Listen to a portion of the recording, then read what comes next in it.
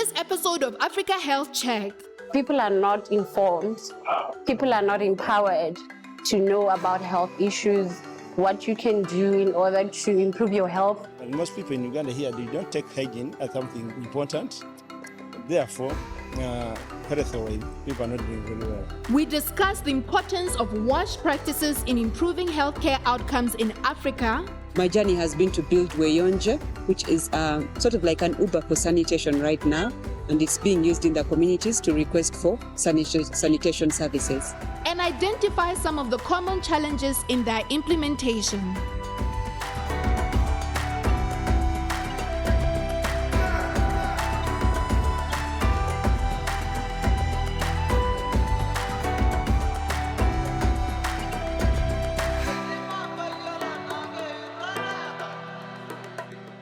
Among the major impediments to many African communities realizing their universal health coverage outcomes is the lack of access to clean water, sanitation, and good hygiene. On today's episode, we will be discussing water, sanitation, and hygiene, or for short, WASH practices for health. I am your host, Khukhuntejam Paladi Morokoto, and I welcome you to Africa Health Check. I'm joined by our experts, Dr. Marianne Mureithi, the chair of the Department of Medical Microbiology and Immunology and a senior research fellow at the University of Nairobi in Kenya, as well as Reverend Anthony Achampong, who's a pharmacist and a pastor from Ghana. But before we hear from them, let us have a look at this episode's feature story.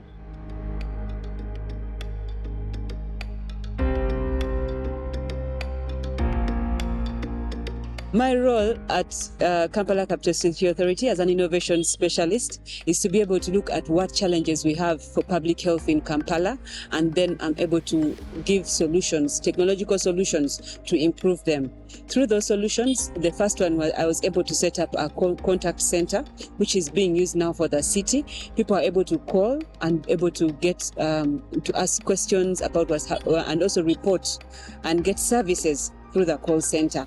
Then I was able to set up an ambulance call center for the public health, and that ambulance call center has been able to help for disease outbreak, especially in the times of COVID and Ebola. Then I've been able to build mobile applications for the area of sanitation, which is really my passion right now. And when my journey has been to build Weyonje, which is sort of like an Uber for sanitation right now, and it's being used in the communities to request for sanitation services. Ever since we set up the innovations that we have right now, there's been a very big decline in disease outbreak. So with the data that we're able to receive through the technologies that we have, we're able to plan and anticipate any disease outbreak and be able to curb it before time. About 8 years ago, the authority was struggling to be able to reach people with services of pit emptying or management of solid waste in their households.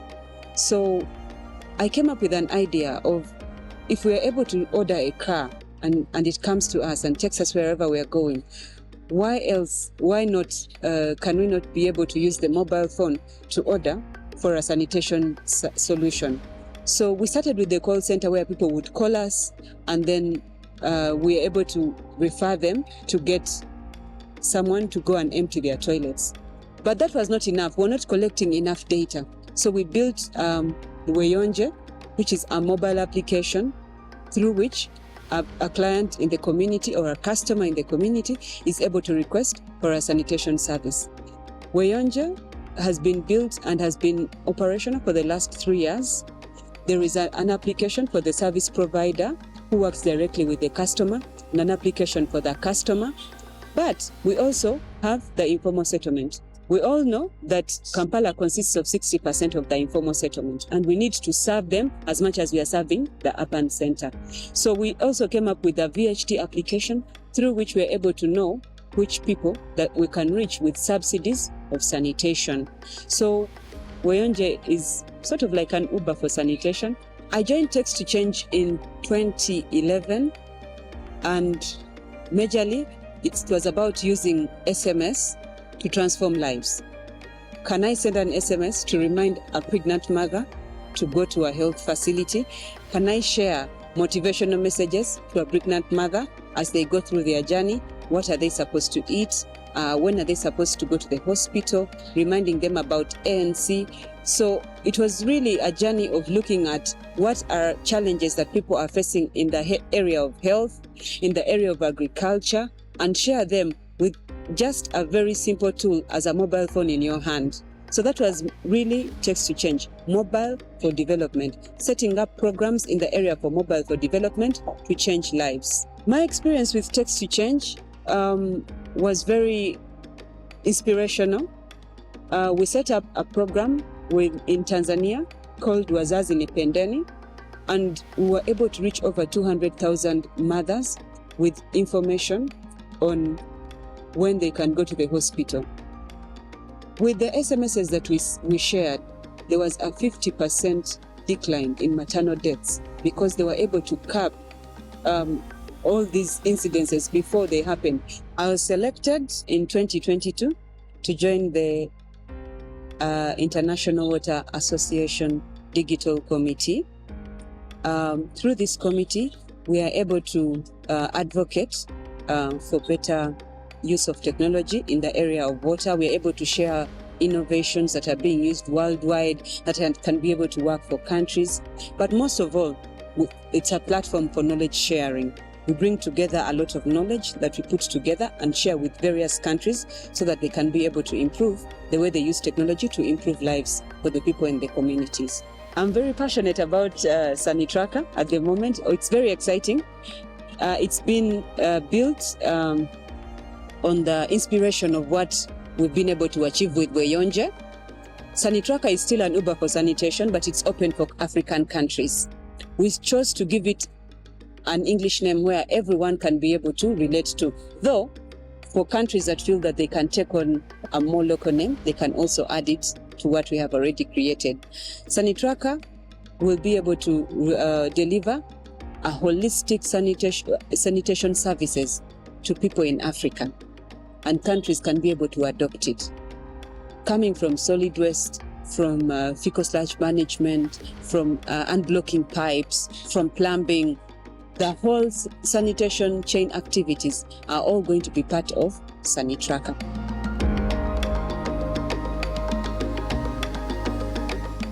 Really incredible stuff. I don't know about you, Reverend Dr. Marian, but each time I watch the feature story, I'm like, goodness, what am I doing?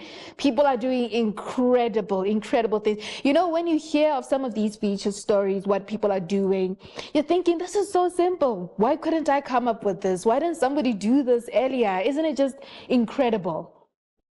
Indeed, and I feel very challenged. You know, very simple, innovative tools, but wow, the impact. You've seen the data you're showing in Tanzania, maternal health, the maternal outcomes, and other outcomes she was showing in the feature is amazing to see the impact on the society and the people who need it most. So really, I feel encouraged to really look around me.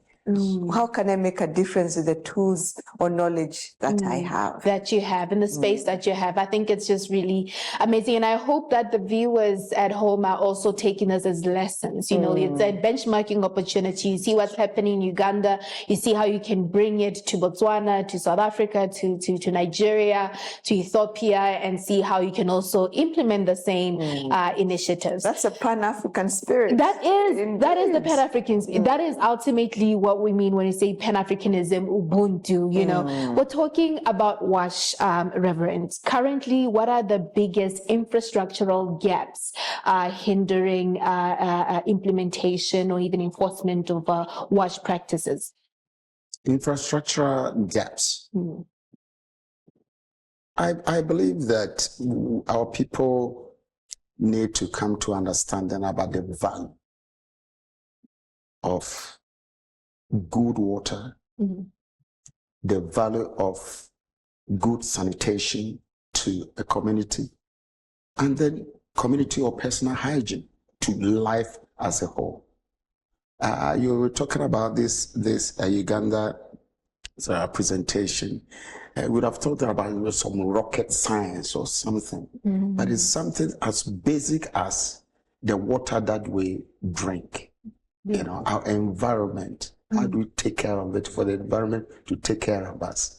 Not any big thing. So what I think that we are not there, you know, thinking about what to do, where is the money coming from, but looking at very simple things, and then inventing or thinking of something that will solve the day-to-day problems. I think yes. Absolutely. Maybe you want to add on to some of the infrastructural gaps that you've identified throughout your work, where we're still lagging behind generally as a continent. So when you're talking about infrastructure, I'd like to look at it both on the material aspects and the human aspects.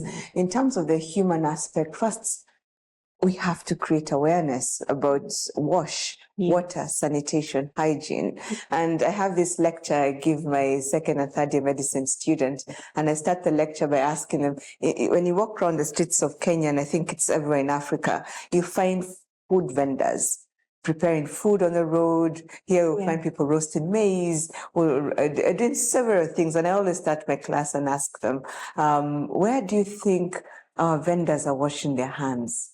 They're handling money, they're buying food, they're giving you food, they're packing food, they're doing so many things with their hands. Where are they washing those hands? And it's always thought-provoking, and there's always, they have a bucket, but I'm like, maybe they're even washing their utensils, everything in that same bucket. And what I'm trying to create an awareness here with my students is that, is this vendor aware of wash? Do they know that they need to wash their hands with clean water as they're handling food? And this is food that's going to be consumed by the patient they're going to see in a few minutes. So can we start at the source? So again, creating awareness is a human aspect. In terms of material aspects, we have a long way to go. I think in a few episodes ago, I talked about London. They identified a problem with wash, and they had what we call the Black Death or plague. But they identified the problem was to do with their sewages. And immediately they started an infrastructural campaign, changes, and that way now you're able to see that curve go down. Absolutely. You were talking about awareness, and maybe let us use this as an opportunity for you to give a very comprehensive overview on how WASH practices significantly reduce the burden on our healthcare system. Yeah, so I can start with a very practical example. During COVID-19, can you believe that we actually saw diarrhea and gastroinfection or infections going down? Yes. Can you believe that? For the first time in, I think, forever. The curve of diarrhea infections, even in the main hospital in Nairobi, the Kenyatta National Hospital, it went down. Why? Because people took the simple measures of washing their hands. People are very careful what they're consuming. And again, I really would want that practice to continue. So that's something measurable. We have a lot of articles written in terms of if we can adopt such practices over and over again, we are going to see some of those WASH practices come up. That is just in a personal route. What about, again, as a community? Are we building enough toilets? We have what we call here flying toilets. And let me explain to the viewer what a flying toilet is. Because in the slum areas or in very populated areas, they'll not find a toilet structure, a private toilet structure, where again, all the human waste can be directed in a bowl or in a hole. So what they do, they take a paper, help themselves, wrap it, and throw it. That's a flying toilet. And again, it's something we've seen here in Nairobi, in the slums. And now we have initiatives where, again, campaigns to build toilets. Absolutely. I think, yes, please go ahead. It's all about knowledge. It's all about public education. Exactly. So why is the maize seller not washing their hands? And why? Because they have no clue that the dirty hands will affect the food. And if you eat the food, this is what will happen. If they do understand that, then they will be willing to support any infrastructural development or any program that is about. Most of our people don't understand. They don't even know. So even if you build a toilet, they won't use it. They they say in Ghana and other countries, open defecation. If there was nobody coming, then they sit somewhere and get, people have even been to school. So it's all about sanitation, clean water. This personal hygiene thing is educational. There is a deficit, there is a gap somewhere. And maybe mindset change, because sometimes you're privy to the education and information, but it doesn't resonate with you. It doesn't yet make sense. It hasn't sunk in. You know how we say you take things seriously when they hit closer to home. That's when you actually realize this is actually a major issue. Because if we actually take the example of COVID-19, there was a lot of public education, and the fact that we also saw a reduction in cholera and even in flu, because a lot of people are like, wow, I didn't get flu this year, because you're washing your hand, you are cautious of how you sneeze, how you cough. But you see, very quickly after we all got vaccinated, we all went back to those bad habits. So you see, is it really a matter of education? Because we are aware and we have testimonies from those 2 years of lockdown, but how come we can't be consistent? We're going back to those habits. Yes. I believe the government should educate the public more about the benefits of being vaccinated. Because at this moment, I shouldn't say the youth, the population, don't believe the vaccines actually work. Or they actually believe the vaccines are going to bring more complications to them. So education is what I think should be done more.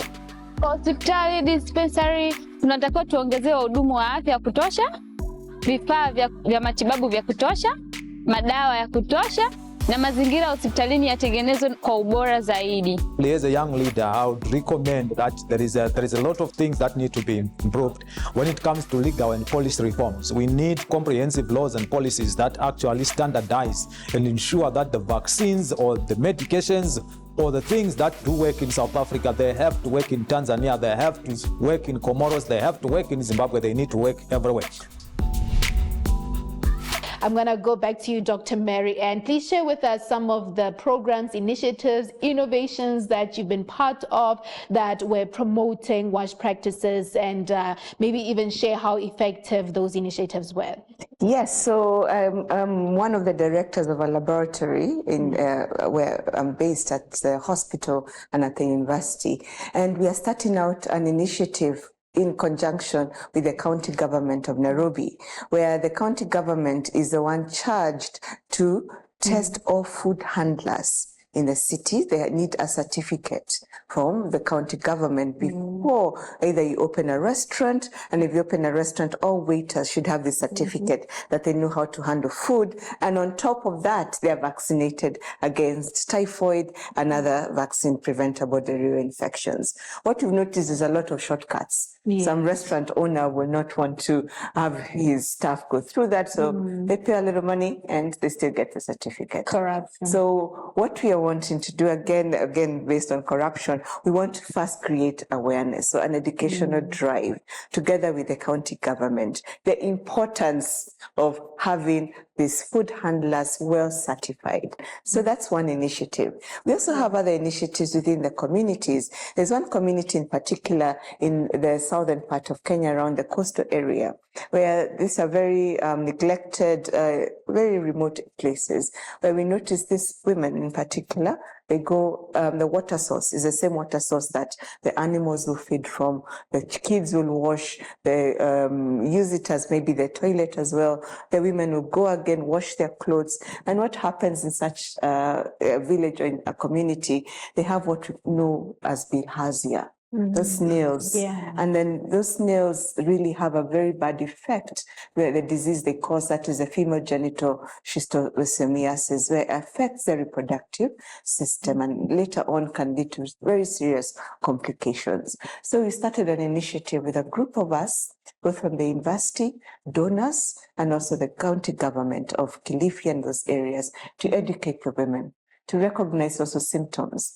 because some women will come and tell us, oh, if my child has not urinated blood in a long time, meaning there's something wrong with my child, because it's so normal for those children to urinate blood because of the bilharzia. But then it becomes so normal, they think if a child is not urinating blood, they're not normal. They're not normal. So now we have to even start involve the schools in safe water, sanitation, hygiene, avoid such water, and this is what you need to do, or if you have to use this water, this is what you need to look out for to avoid these complications you're seeing in women and also in their children. So again, there's still a lot to do. That's just one community or one or two initiatives. There are many more ongoing in the country and also in East Africa. But I would like to hear also from Reverend. From Ghana, yes. What's happening? In Ghana, there have been many collaborative efforts, by NGOs, partnering with the government to give, to do, boreholes where places people find it difficult to access clean water. And it's gone very far. I can share that story with the northern part of Ghana, where it's so difficult to get water, and even the water that the women go to fetch miles, the same pool of water, animals eat them, and all those kinds. And NGOs like World Vision, Save Water, Save the Children, yes, Save the Children, doing a phenomenal work, giving civil, which is good. Sanitation, the government, I think the previous government, it made in some initiatives where at least once a month, all Ghana communities will gather together to do a cleanup, clean the gutters and all those things. So there is an effort made, but it is little and it's not very sustainable, because then I don't know why it is so. But I think people are aware and they know that it's good to do, but the will to continue to do it and the reason to do it is the thing that is lacking. Yes, absolutely. Thank you very much for that, Reverend. And just before we wrap up the show, I want you to both take just a minute each. And, one of the things we try to encourage at Africa Health Check, it's about what you can do at an individual level. So I want you to speak to anybody listening and wanting to take action to promote WASH practices in their community. What is that one initiative they can embark on? What is the first thing that they can do? Maybe let's start with Dr. Marianne. Yes. So there's a lot we can do, but starting from your own personal space or where you are at, first of all, just educate yourself. Learn what actually even WASH means, water, sanitation, hygiene, and then look around you. How is the environment? How are you disposing your own household waste? And no fly toilets. Yes, no flying toilets. And are you disposing your waste in a safe way even for your neighbor? Because again, you look at the community around you. Do you have initiatives? Again, I'm really proud of Ghana. I know Rwanda also does that. I think every other time they all gather together and clean up the environment. I'd really want to see that even for Nairobi. But it starts with your personal space, as you then project over to the community, to the city, and to the nation around you. So again, and you can only do that if you know what you're doing and why you're doing that. Exactly. And again, I'd like to speak also to our governments and NGOs. We would like to see more boreholes if it's possible. We would like to see construction of a place that is clean where we can use as toilets, particularly in peri-urban areas where, again, some of these facilities we take for granted are not there. So we need to join hands together, Ubuntuism, within our countries, our cities, and make sure each and every person has a safe area where they can practice hygiene. There's good sanitation, because I always end is a thriving nation is a wealthy nation. Perfect. Reverend? Yes, I will say this as a religious leader. Now, actually, in the Judeo-Christian religion, there is something about cleanliness, good sanitation, as part and parcel of the believer's maker. And it is Bible-based. I wish I could quote the reference. But let me tell a story. God, even as a pastor, told the Israelites when they were leaving Egypt to Canaan, that they were in journey. And there is a scripture in Deuteronomy 23:12, 9 to 12. It says that when you have to go ease yourself in the opium plants. Use your weapon, to dig a hole. And when you have eased yourself, cover it up. And then it says, the reason why you need to cover it up is because God is doing a patrol. He will visit. And when he sees that thing, that despicable thing, he will turn away from you. I understand that it is from that scripture where this term godliness and cleanliness is next to godliness came from that source. So I would encourage my fellow ministers in our church. Every year we teach on health, and one of the emphasis is cleanliness, is decency, is living, personal responsibility, and then community responsibility. Absolutely. And since faith-based leaders, religious leaders, carry such power and influence over their members, and most of our people, they are illiterate, they can't read. You say these things in English. And since they listen to the pastors, why can't the leaders enforce these things we are talking about from the pulpit? Absolutely. And it will bite.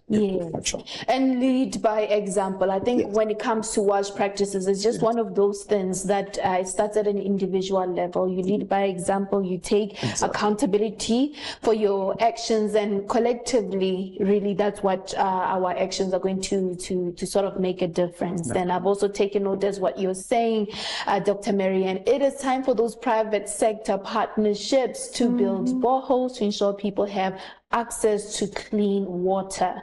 That brings us to the end of our show. But before we wrap up the show today, let us head over to Ethiopia to highlight our African health champion for this episode, as we found out why she is called Mama Whistle.